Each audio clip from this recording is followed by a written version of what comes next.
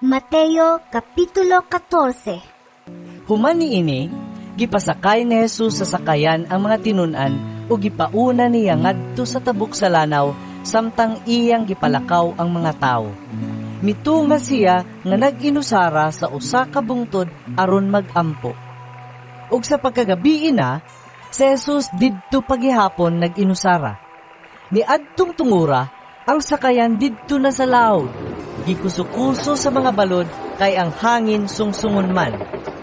Nianang pagkakaadlaw, si Jesus miapas kanila nga naglakaw ibabaw sa tubig.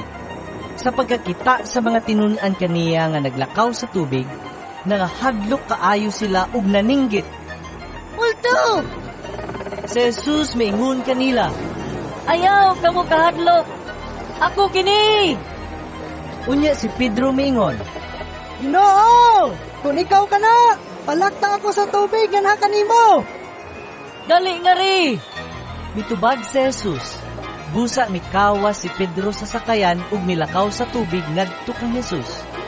Apan, sa pagkamatikod niya sa kusog nga hangin, nahadlok siya og nisugod pagkaunlod. Busa misinggit siya. Ginoo! Luwas ako! Diha-diha gikuptan siya ni Jesus ug gibira.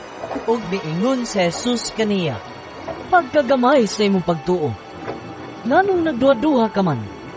ug nanakay silang duha sa sakayan, unya mihunong ang hangin. Ang mga tinunan nga didto sa sakayan misimba kang Jesus ug miingon, Ikaw gayud ang anak sa Dios. Mitabok sila sa lanaw ug midunggo sa Genesaret. Nailhan si Jesus sa mga tao, busa gipakuha nila ang mga masakiton sa kasikbit nga kayutaan ug ilang gidala ngadto kang Jesus. Mihangyo sila kaniya nga pahikapon ang mga masakiton, bisa na lang sa sidsid sa iyang biste.